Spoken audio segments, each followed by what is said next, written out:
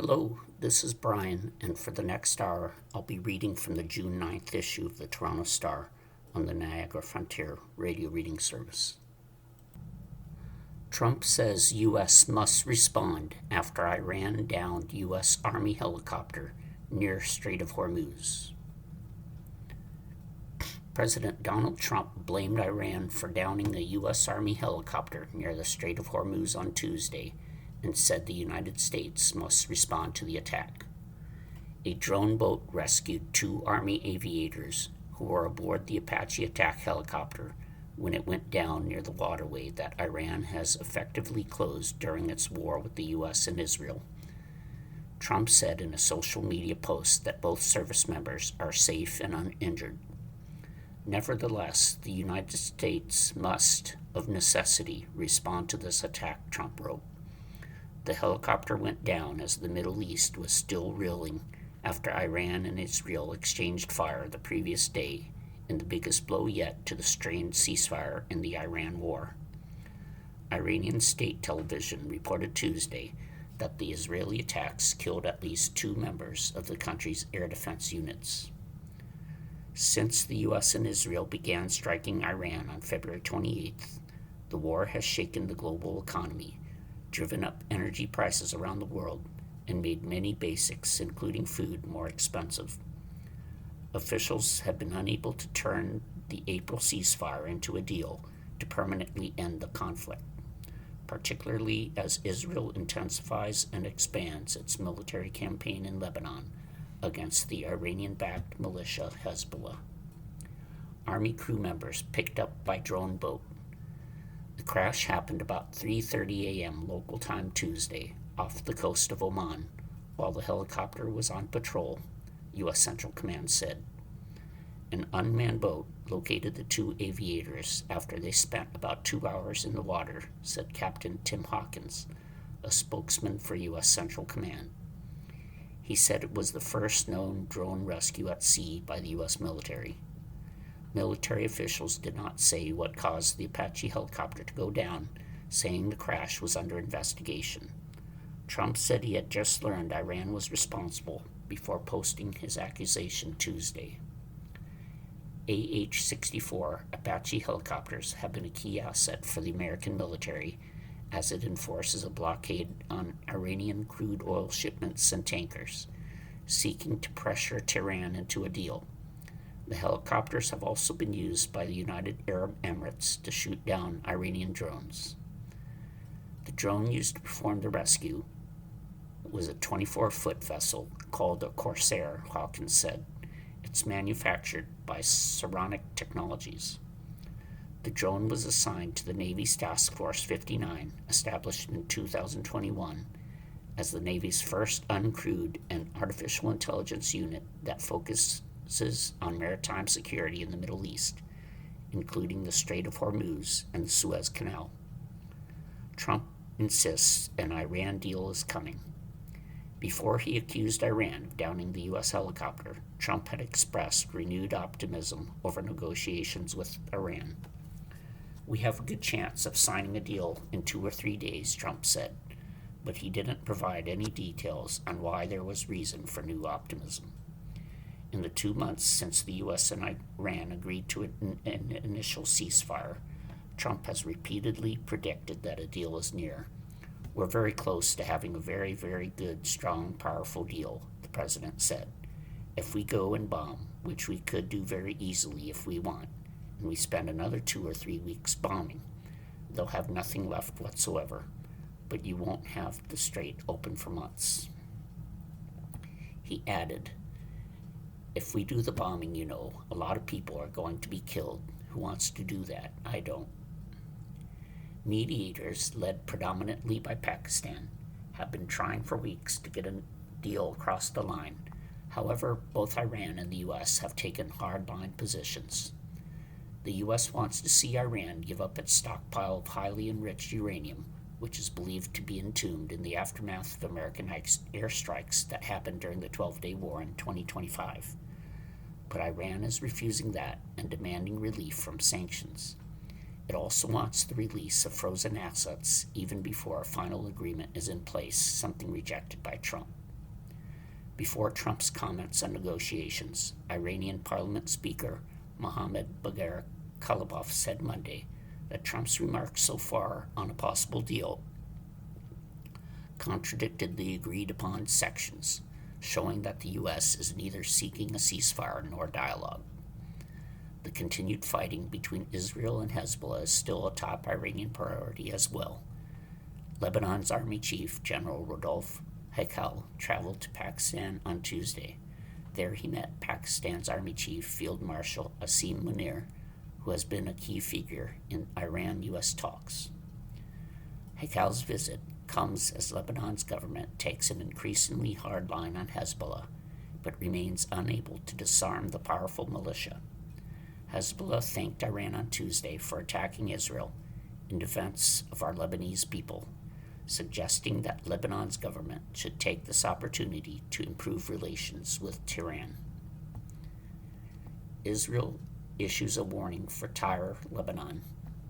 Meanwhile, the Israeli military issued an evacuation warning for Lebanon's southern port city of Tyre, including the Christian Quarter, which has so far been spared from airstrikes on the city. Last week, Israel warned the Christian neighborhoods in Tyre that it believed Hezbollah members were among them. Many Lebanese Shiite Muslims fled to those areas as Israeli strikes hammered the Mediterranean coastal area over the past 2 weeks. After last week's warning, the Lebanese army deployed to the Christian district of Tyre in an effort to prevent Israeli attacks there and to show that Hezbollah has no armed presence in the area. But Avishai Adre, the Israeli military's Arabic language spokesperson, posted on X on Monday that the Israeli military will have to act against their terrorist activities in the neighborhood soon.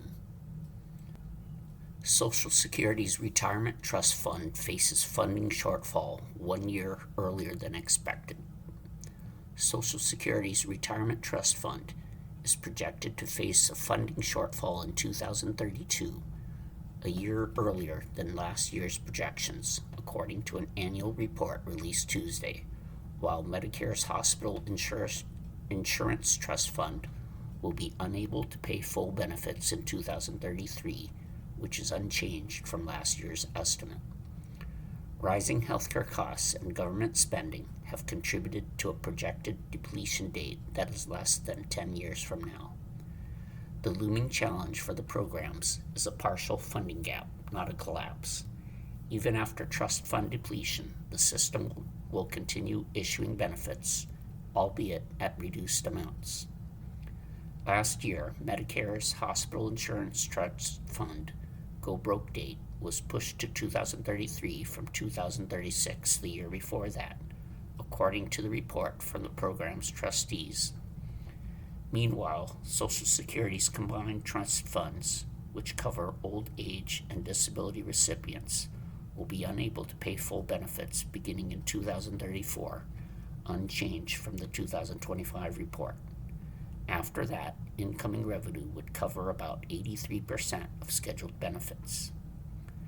Social Security Commissioner Frank Bisignano said the Trump administration is committed to protecting and strengthening Social Security and eliminating waste, fraud, abuse, and ensuring program integrity. The trustees, who include the Treasury Secretary, Labor Secretary, Health and Human Services Secretary, and the Social Security Commissioner, say the latest findings show the urgency of needed changes to the programs, which have faced dire financial projections for decades. But making changes to the programs has long been politically unpopular, and lawmakers have repeatedly kicked Social Security and Medicare's troubling math to the next generation. AARP's CEO, Maicia Mentor-Jordan, said in a statement that the latest numbers should be a wake-up call. Congress needs to act. Americans have worked hard and paid into Social Security their entire lives, and they deserve to count on it when they retire, she said. No family should see any cuts to what they've earned in Social Security. About 70.1 million people are enrolled in Medicare, the federal government's health insurance that covers those 65 and older, as well as people with severe disabilities or illnesses. Social Security benefits were last reformed roughly 40 years ago when the federal government raised the eligibility age for the program from 65 to 67. The eligibility age of 65 has never changed for Medicare. A sexual misconduct probe against ICC's chief prosecutor says he engaged in serious misconduct. An investigation into sexual misconduct allegations against the embattled chief prosecutor of the International Criminal Court found he had engaged in serious misconduct and serious breach of duty, according to documents seen by the Associated Press on Tuesday. The 21-member executive committee of the court's oversight body, the Bureau of the Assembly of States Parties, on Monday voted to suspend British barrister Karim Khan and refer him for further disciplinary proceedings. The 56-year-old faces allegations of sexual misconduct with a female aide in a scandal that has dragged on for more than 2 years. Khan has steadfastly denied any wrongdoing. Through his lawyers, Khan rejected the decision, calling it unlawful, procedurally unfair, and unsupported by evidence. His legal team vowed to take all necessary steps to challenge the decision, protect his rights, and ensure that due process is upheld. In April, a UN investigation found evidence he had non-consensual sexual contact with his aide in his office at his private residence, and while on a mission, according to a copy of its report seen 2 months ago by the AP. However, a 3-judge panel selected by the Executive Committee for a legal assessment of the findings found that the UN investigation was not conclusive enough. The ICC operates independently of the United Nations. Khan already temporarily stepped down in May 2025, pending the outcome of the investigation. The process is unprecedented for the court, which has had to create new regulations for this situation. Monday's announcement did not mention Khan's alleged victim in the case, who has also been on leave from the court. Danielle Shakel of the International Federation for Human Rights told the AP that the very omission of the victim's name shows the wider problem. The woman at the center of this process is almost invisible, as she has too often been throughout this process. The ICC Prosecution Office said it was acutely aware of the duty of care it owes all staff and personnel, and would continue to place critical importance on ensuring a safe working environment and respectful workplace culture for all personnel. The final decision on Khan's fate is now up to the Assembly of States Parties, which oversees the ICC. The Assembly is to hold a special session to decide if Khan can remain in his job at the Global Court, though no date has been set for the session. The ICC President, Judge Tomoko Akane, called on the Assembly to finalize the process with the highest priority. Khan has been the court's chief prosecutor since 2021. His work has been hampered by sanctions slapped on him and other court officials by the Trump administration over the ICC investigations into U.S. ally Israel. NASA unveils Artemis 3 astronauts to test technology for a future moon landing. NASA on Tuesday revealed the crew for its Artemis 3 mission, the next step in the space agency's plan to eventually land astronauts on the moon. The announcement came 2 months after Artemis 2's record-breaking trip around the moon that surpassed the distance record of Apollo 13. NASA's Randy Bresnik, Frank Rubio, Andre Douglas, and the European Space Agency's Luca Parmitano won't fly to the moon or land on the surface. Instead, they'll orbit Earth while practicing docking their Orion capsule with two lunar landers. To the Artemis 3 crew, we wish you Godspeed on the journey ahead, said NASA Administrator Jared Isaacman. Elon Musk's SpaceX and Jeff Bezos' Blue Origin are racing to deliver the lunar landers. The 2-week demo is targeted for 2027. Blue Origin suffered a recent setback when its massive rocket exploded during an engine-firing test on the launch pad in Florida, shaking nearby homes and illuminating the sky with an orange fireball. NASA's Jeremy Parsons said the setback is a learning opportunity and that the space agency is confident Blue Origin's rocket will be ready in time. NASA's Artemis program aims to return astronauts to the moon's surface for the first time since the 1970s. A recent revamp of the program, announced by Isaacman, aims to fast-track it similarly to the Apollo era, adding the upcoming spaceflight around Earth before eyeing a lunar landing in 2028. We are certainly humbled as a crew to be able to be our crew that executes this Artemis 3 mission in space, said Bresnik, Artemis 3 commander. Added Douglas, mission specialist, my brain, it is going a mile a minute right now, but my heart, it is so warm, it is so full. In May, NASA awarded hundreds of millions of dollars in contracts to 4 companies, including Blue Origins, to build landers, rovers, and drones for a future moon base. Isaacman said the goal of the moon base is to lay the foundation for a Mars expedition. You are listening to a reading of articles and features from the Toronto Star on the Niagara Frontier radio reading service. Ukraine is ready to share drone technology with Nordic and Baltic countries, Zelensky says. Ukrainian President Volodymyr Zelensky met with Nordic and Baltic leaders who were in Estonia for a regional summit Tuesday, a visit that comes amid friction over Ukrainian drones straying into the region in recent months. The drones have crashed into the chimney of a power plant in Estonia, hit empty fuel tanks in Latvia, and been shot down by Romanian fighter jets stationed in Lithuania.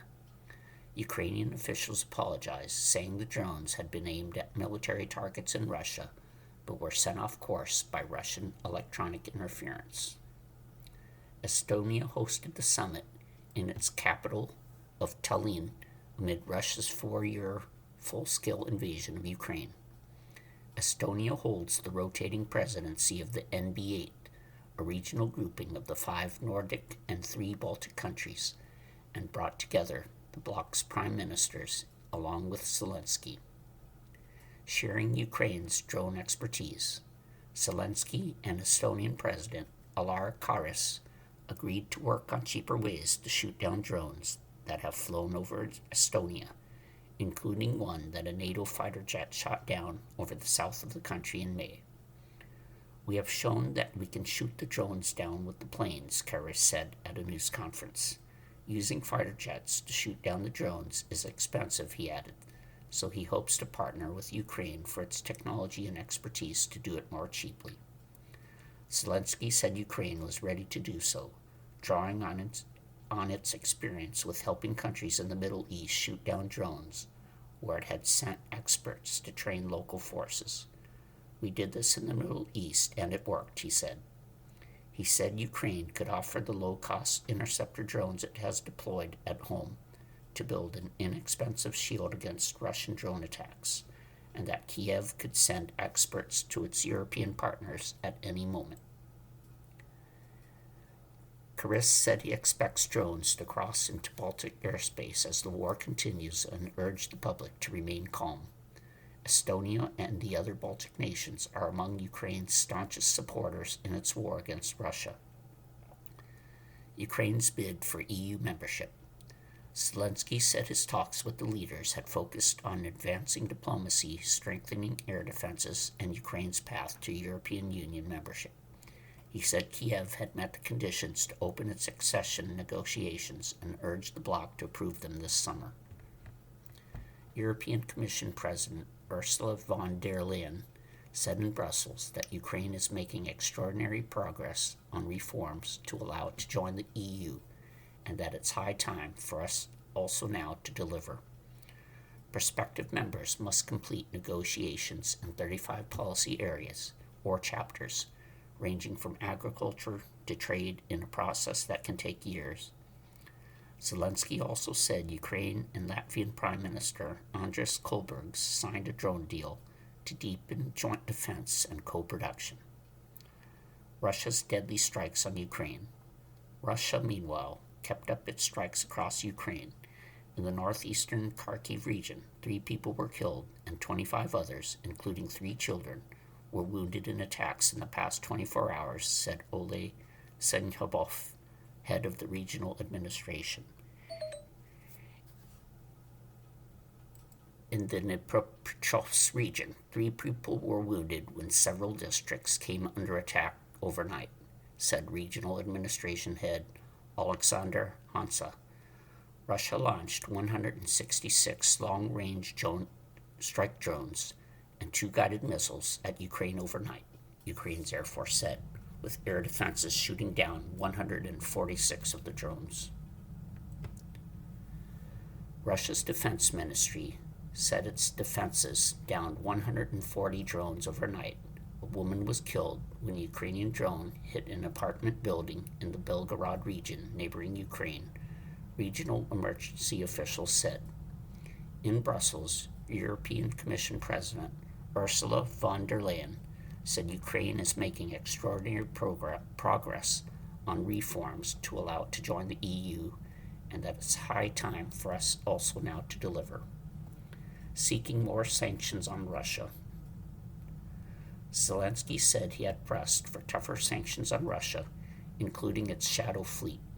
He also held talks with Finnish President Alexander Stubb and Norwegian Prime Minister Jonas Gahr Store on bolstering Ukraine's air defenses.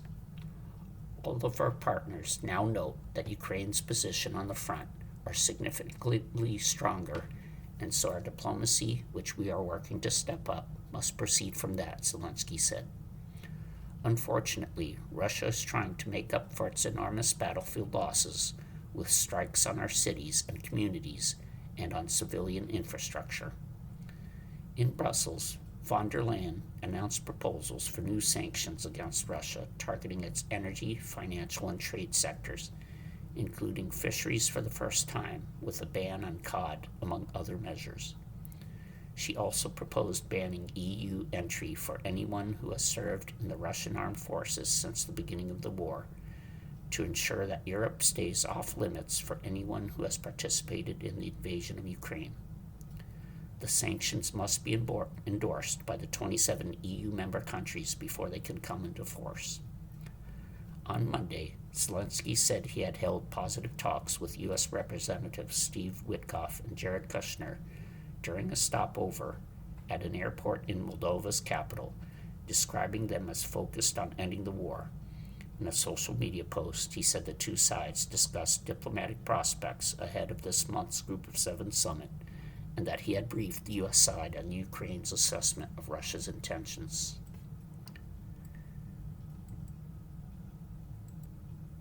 Bulgaria's new government to stop supplying weapons to Ukraine. Bulgaria will not send any more weapons to Ukraine, the Balkan country's defense minister Dimitar Stoyanov said on Tuesday. We have already made it clear that the war in Ukraine will not be resolved on the battlefield, Stoyanov told reporters in Sofia.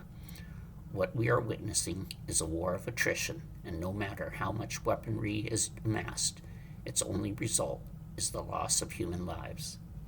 He added, Ukraine needs more people, not more weapons. It has enough weapons, so we do not envisage providing more weapons to the Ukrainian army. Prime Minister Rumen Radev, whose government took office after a landslide victory in April, has been for years opposing arming Ukraine and calling it instead for diplomatic solutions. Bulgaria, which is a member of NATO and the European Union, has been providing military aid to Ukraine since Russia launched its full-scale invasion in 2022. The shipments of mostly Soviet-era weaponry played an important role at the early stages of the war. Due to political controversies at home, the shipments had been made mainly through third countries. Stoyanov said it was time to sit down at the negotiating table to seek a just peace that is defined by both sides. Of course, the role of the EU is extremely important, he said, adding that it would be difficult to assign this role to that of a mediator for the simple reason that the EU has also assisted Ukraine in its efforts in this war anyway. Stoyanov also announced Bulgaria plans to increase defense spending to 5% of GDP by 2030. Vance demands Justice Department probe of Minnesota officials as White House presses war on fraud. Vice President J.D. Vance is pressing federal prosecutors to investigate Minnesota Governor Tim Walz and State Attorney General Keith Ellison over allegations they failed to stop widespread social services fraud, amplifying concerns the White House will use a new Justice Department division to target political rivals. Vance, who has been tapped to lead the Trump administration's anti-fraud efforts as he seeks to raise his political profile as a potential 2028 presidential candidate, cited in a letter to the Justice Department a report from the Republican-led House Oversight Committee that alleges Walz and Ellison were aware of pervasive abuse of government programs for years and let it flourish. The Justice Department didn't immediately respond to questions Tuesday about whether it would open an investigation. It was unclear what, if any, potential violations of federal law could support a probe into the Democratic Minnesota officials who have defended their efforts to combat fraud and have characterized a separate Justice Department investigation involving state leaders as politically motivated.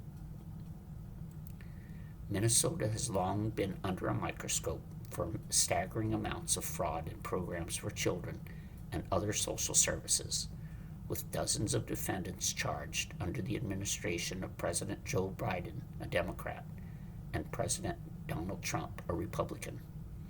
Vance's referral for an investigation into state leaders, however, marks an escalation in the Trump administration's stated war on fraud that officials have said would not be political or partisan.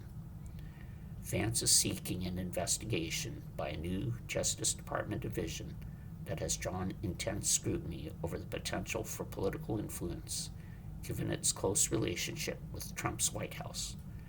The White House announced the division's formation in January and initially said its leader would answer directly to the president instead of the typical Justice Department command.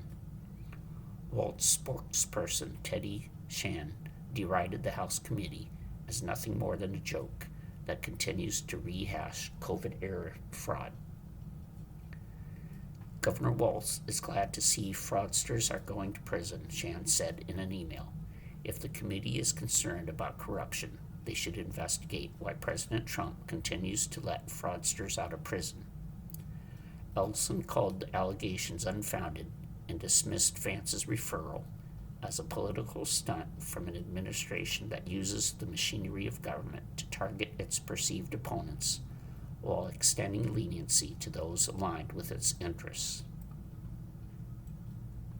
It is deeply troubling to see official powers and public resources diverted away from serving the people and instead aimed at pursuing political adversaries, Ellison said in a statement. That is not what government is for, and it diminishes public trust in our institutions. The House committee alleges that fraud warnings were elevated to the most senior levels of the Minnesota state government, and payments continued long after credible signs of fraud emerged. In his referral, Vance wrote that officials in Minnesota or anywhere else in the country must be held accountable if they facilitated fraud, prevented officials from stopping it, or retaliated against whistleblowers who tried to report it. Minnesota state officials are not above the law, Vance wrote in a post on X. The Trump administration has clashed repeatedly with Minnesota officials not only about fraud, but also the massive federal immigration crackdown that swept across the Minneapolis-St. Paul area and other communities and led to widespread protests. The Justice Department in January served grand jury subpoenas to Minnesota officials as part of an investigation into whether they obstructed or impeded federal law enforcement through public statements they made. The status of that investigation is unclear. The Trump administration has touted the creation of the National Fraud Enforcement Division as a crucial step in its efforts to prevent the misuse of taxpayer dollars. The division's leader, Assistant Attorney General Colin McDonald, is a veteran prosecutor who has vowed to pursue cases without fear or favor. Critics, however, have questioned the administration's motive behind the new division, given that fraud was already prosecuted by the agency's criminal division, which last year announced the largest coordinated takedown of healthcare fraud schemes in Justice Department history. You are listening to a reading of articles and features from the Toronto Star and the Niagara Frontier radio reading service. As U.S. Customs refines its tariff refund system, who gets in to apply is under dispute. A U.S. Customs and Border Protection Agency official is set to testify in federal court Tuesday about the U.S. government's plans for refunding billions of dollars that importers paid before the Supreme Court ruled that President Donald Trump illegally imposed certain tariffs on goods from most other countries. Court of International Trade Judge Richard Eaton said he wanted to hear details that would help him decide whether to order the government to speed up and expand its system for issuing tariff refunds. The Justice Department subsequently appealed an earlier order by Eaton to make all businesses that paid the now defunct import taxes eligible for refunds plus interest. The Justice Department argued in a court document that only companies that were parties in any of the more than 2,500 lawsuits that challenged the tariffs were legally entitled to seek refunds. With the dispute now in the hands of the U.S. Court of Appeals for the Federal Circuit, Tuesday's hearing in New York may provide more clarity about the next phase of the refund process. First phase of tariff refunds is still ongoing. Eaton ordered Customs and Border Protection in March to create a system by which all importers of record could apply for their share of the $166 billion CBP estimated it had collected before the Supreme Court struck down the global tariffs. The agency launched the online system April 20th, saying it would first review applications from importers whose tax bills had not been finalized. Claims for refunds totaling $89.6 billion had been accepted for processing as of June 1st, according to CBP, and the agency reported last month that it had so far directed the Treasury Department to issue $20.6 billion in refunds. The pace and scope of the process became a contentious matter, however, when Eaton directed CBP Commissioner Rodney Scott to appear in court to discuss the agency's timeline for complying with the judge's universal order. The Justice Department objected and asked if one of Scott's deputies could attend the hearing instead. When Eaton insisted on hearing directly from the head of the agency, Justice Department lawyers appealed both that mandate and the judge's broader ruling on refund eligibility.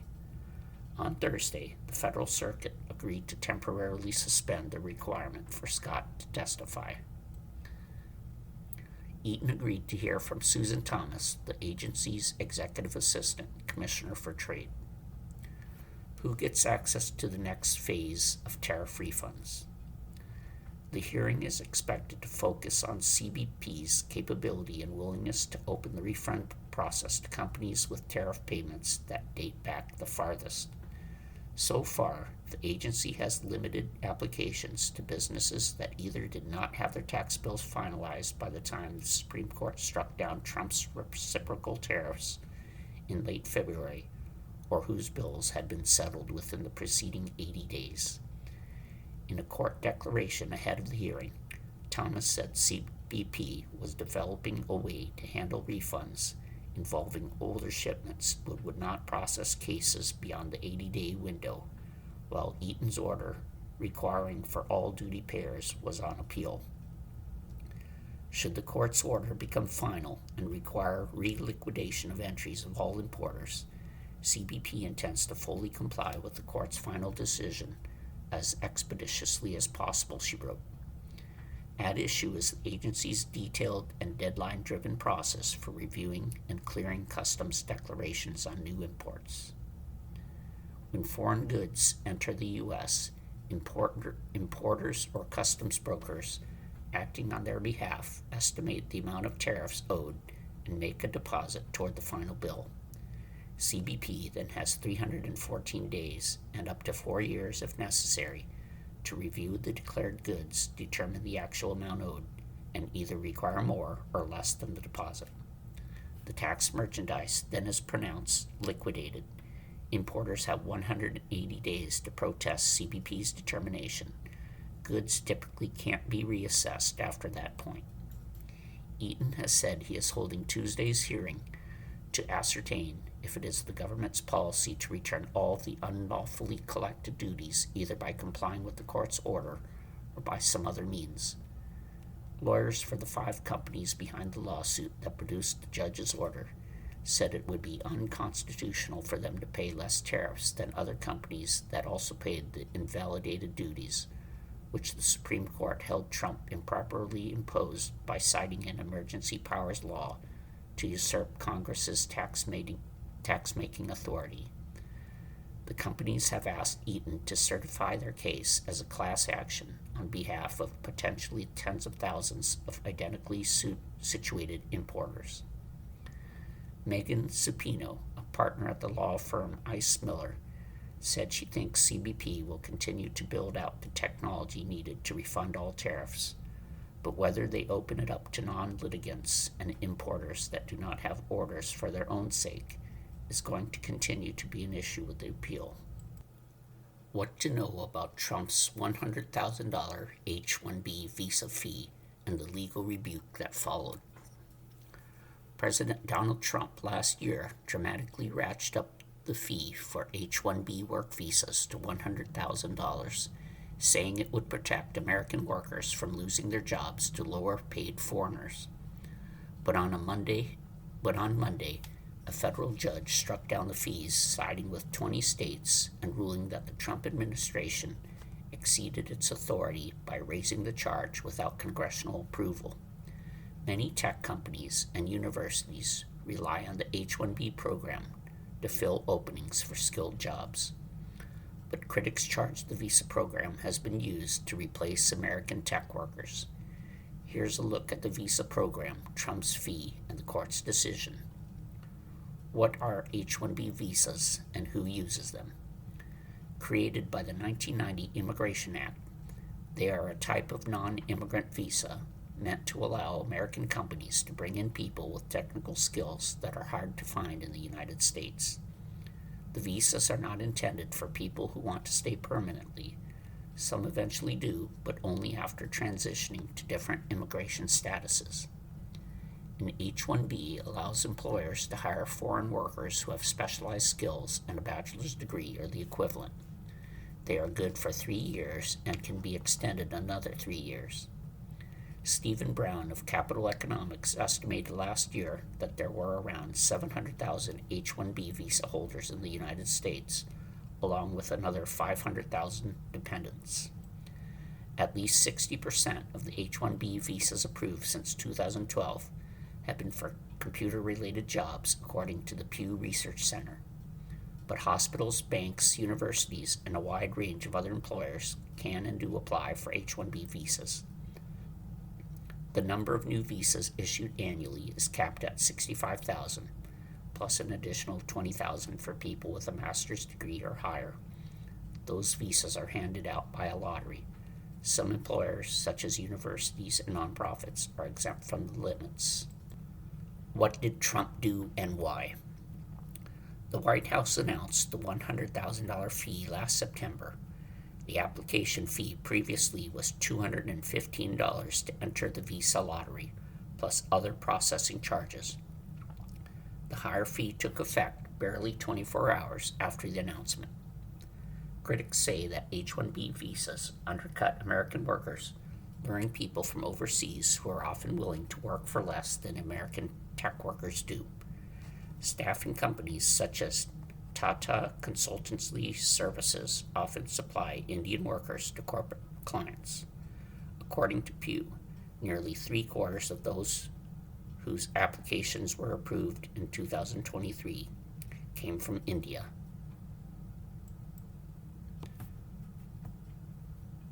To take advantage of artificially low labor costs, incentivized by the program, companies close their IT divisions, fire their American staff, and outsource IT jobs to lower paid foreign workers, the White House said in its proclamation last year. In a 2020 report, the left-leaning Economic Policy Institute found that 60% of the H-1B positions certified by U.S. Labor Department are assigned wages below the median for the job. Supporters of the program say H-1B visa holders increase companies' productivity and complement the work of native-born Americans. Very few companies have been willing to pay Trump's fee. The government had received only 85 fee payments, worth $8.5 million in revenue as of mid-February, according to a government court filing in March. The $100,000 fee was not a success in terms of revenue generation, said Bernard Mueller, co-chair of the immigration practice at the law firm Ogletree Deakins. The higher fee did not apply to foreigners already inside the United States on student visas and seeking to stay on to work in America, and it has caused only a small drop in the number of H-1B visas being issued. Earlier this year, Capital Economics noted they were running at the same level as they did in the 2010s, according to a Capital Economics report. What happened in court Monday? U.S. District Court Judge Leo Sorokin in Boston ruled that the fee violated the Administrative Procedure Act, which governs how federal agencies develop and issue regulations. The court finds that the policy imposes a tax on H-1B petitions without the requisite delegation by Congress, Sorokin wrote. His ruling contradicted an earlier federal court ruling in a separate legal challenge to the H-1B fee brought by the U.S. Chamber of Commerce. That upheld the charge and kept it in effect until it is scheduled to expire in September. Yet another lawsuit has also been filed in federal court in San Francisco by religious groups and labor organizations, setting up the possibility of divided rulings in 3 appellate court circuits. In the Boston case, the states argued that the policy impedes their ability to hire primary and secondary school educators and to staff public colleges and universities, which will stymie academic research and lead to a decline in medical workers. Trump administration warns more than 500 hospitals to provide more price information or face fines. The Trump administration has warned more than 500 hospitals that they are failing to provide the public with basic pricing information, arguing that the lack of disclosure is keeping healthcare costs higher than they should be. The Associated Press obtained exclusively the list of hospitals that since April have either received letters of warning or requests to submit plans to provide transparent pricing. Failing to comply with the warnings comes with penalties as high as $2 million annually for each recipient that doesn't create a plan to post clear pricing data. The letters are meant to fix a fundamental problem that patients, employers, and insurers might not know ahead of time the cost of blood work, an imaging test, or another form of treatment, and as a result, pay more than they should have. AP has posted the list of hospitals that have received letters. A senior administration official who requested anonymity to provide the list said that President Donald Trump plans to tighten enforcement of price transparency standards made possible by a 2019 executive order signed by Trump. More hospitals are likely to receive letters regarding the absence of pricing data, the official said. The warnings are the latest example of Trump leaning into the message that his administration is fixing the problem of healthcare expenses that can drain a family budget. It's a calculated pitch ahead of the November midterms, at a time when affordability is a top concern for voters. But Trump is also vulnerable on this particular issue, as his administration allowed subsidies to lapse for people buying insurance through the 2010 Affordable Care Act, widely known as Obamacare. Just 29% of U.S. adults approved of Trump's health care policies, according to the most recent survey on the issue by the Associated Press NORC Center for Public Affairs Research. The president fared slightly worse on that issue in the December survey than on the economy, immigration, or his management of the federal government. The push for price transparency could have a particular impact on Republican strongholds like Texas, Florida, Indiana, Alabama, and Louisiana, which are among the states with the highest count of hospitals that have not provided adequate information on the costs of medical services. Texas had 42 hospitals that received warnings, more than any other state. Baptist Medical Center in San Antonio, Texas, among the state's largest hospitals with 1,585 beds, received a letter, as did the University of Texas MD Anderson Cancer Center in Houston. Missouri-based Ascension, one of the country's largest hospital systems, had 13 hospitals in multiple states that received letters. The Republican state of Indiana had 34 hospitals that received letters, nearly as many as the 38 in Democratic-led California, even though California has 5 times more people than Indiana. Administration officials interviewed for this article noted that Christiana Hospital in Biden's home state of Delaware also received a warning letter. The red letters reflect 2 competing philosophies between Republicans and Democrats over how to handle the ballooning expense of health care, which is also a growing risk for the federal government's own balance sheet. Biden's team put more emphasis on record enrollment in Obamacare programs that increased the percentage of people with health insurance. Biden also signed a bill that allowed the government to begin negotiating prices for some Medicare drugs directly with pharmaceutical companies. That program, which has continued into Trump's second administration, has helped knock down the list prices of some of Medicare's costliest drugs. The Trump administration, by contrast, has focused more on trying to find ways to provide details on pricing, such as promoting the TrumpRx site for prescription drugs, betting that doing so will lead to better and more efficient spending on healthcare as the data gets crunched. Critics have said Trump's negotiated prices on prescription drugs might not produce genuine savings for many Americans with insurance, while the administration has estimated savings in excess of $500 billion over 10 years. With the various lists of hospital prices, the administration wants providers to make it easier to access the files and to ensure the information in them is legitimate, instead of being based on estimates or omitting numbers for key procedures. The White House Committee on Energy and Commerce has a hearing planned for Wednesday on price transparency. Transparency is the foundation of a healthcare system that rewards competition based on cost and quality, Sean Greminger, CEO of the National Alliance of Healthcare Purchaser Coalitions, plans to say in his prepared remarks. You are listening to a reading of articles and features from the Toronto Star on the Niagara Frontier radio reading service. Salt Lake City lawsuit is latest against DHS's plan to use giant warehouses to detain immigrants. Salt Lake City and its county have filed a lawsuit seeking to block the Department of Homeland Security's plan to open a giant warehouse in the city that would be used to detain up to 10,000 immigrants. The lawsuit filed Monday in federal court is the latest brought by local officials around the country who were not consulted before DHS purchased industrial warehouses that it planned to convert into regional immigrant processing and detention centers. The lawsuit targets the most expensive property purchased by DHS for the initiative, $145.4 million for a 833,000 square foot warehouse that is roughly the size of 15 football fields.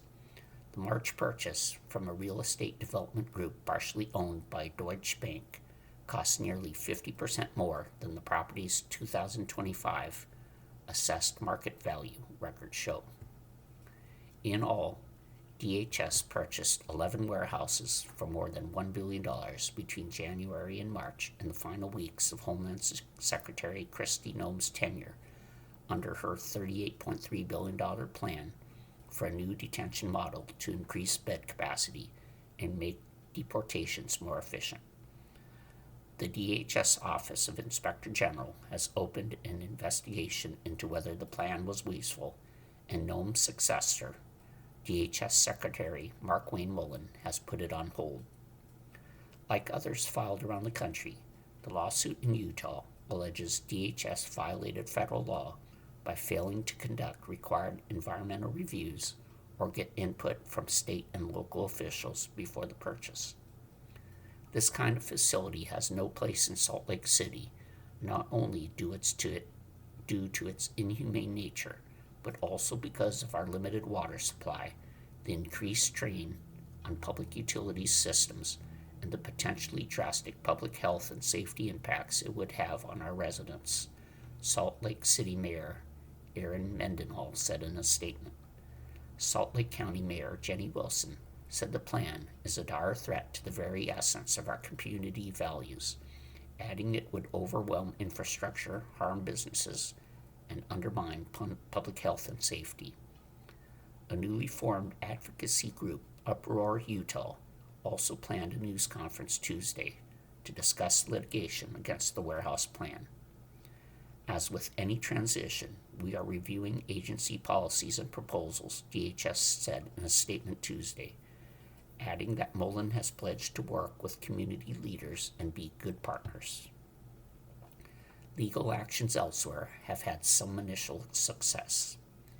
In Pennsylvania, Democratic Governor Josh Shapiro's administration has issued administrative orders blocking the operation of 2 planned detention centers until DHS can show that they are complying with state and federal environmental regulations.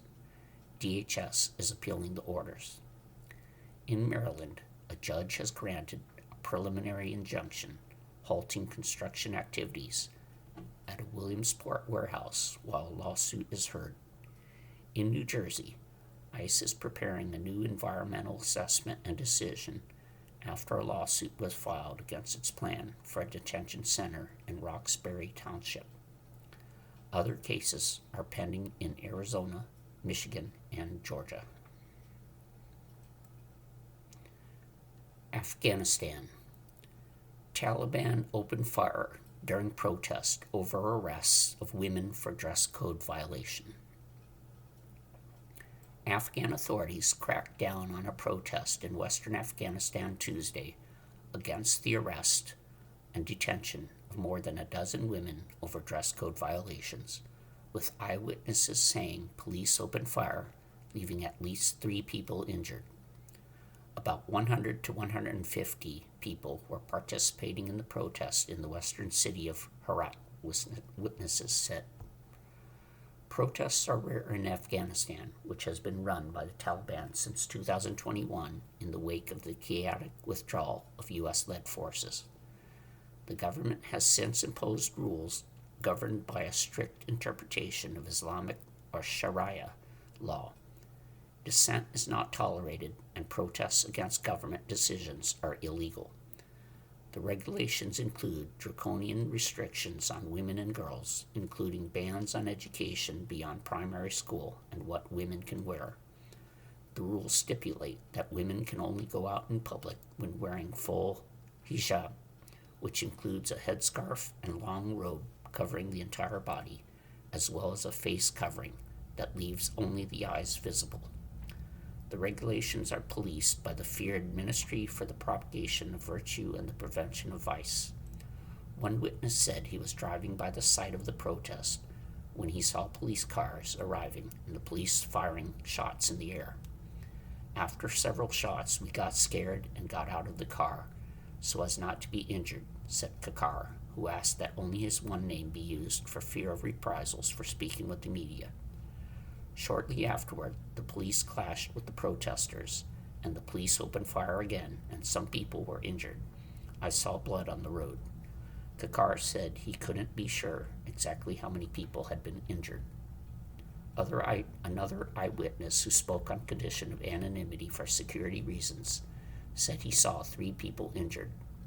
Richard Bennett, the United Nations investigator on human rights in Afghanistan, said he was alarmed by excessive use of force against seemingly peaceful protesters in Herat today. In a post on X, he said those responsible for the violence should be held accountable. It's time to diffuse the tension, respect citizens' freedom of expression, especially women and girls, and avoid further harm, Bennett said.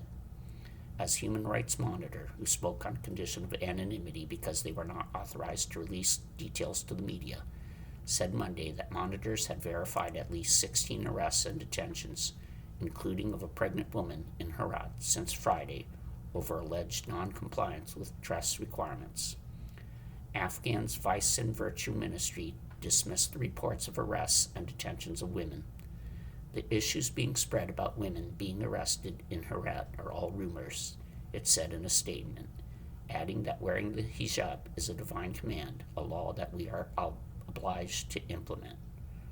Farashta Abbasi, Afghanistan researcher for the rights organization Human Rights Watch, said the Taliban's apparent use of lethal force is very concerning. The organization called on authorities to immediately release all those detained for peaceful protest and provide health services to the injured ones, Abbasi said, adding that Human Rights Watch was also concerned about the arbitrary detention of women for so-called inappropriate clothing. On Sunday, the UN's Assistance Mission in Afghanistan said in a post on X that the arrests and detentions of women in Herat over alleged dress code violations raised serious human rights concern. It had expressed concern over similar arrests in the Afghan capital, Kabul, last year. During last week's Friday's prayers, imams in mosques in Herat issued announcements on behalf of the Vice and Virtue Ministry that women were not allowed to leave their homes without wearing the hijab. The Human Rights Monitor said the arrests and detentions began shortly after that. You've been listening to a reading of articles and features from the June 9th issue of the Toronto Star. Your reader has been Brian. Thank you for listening.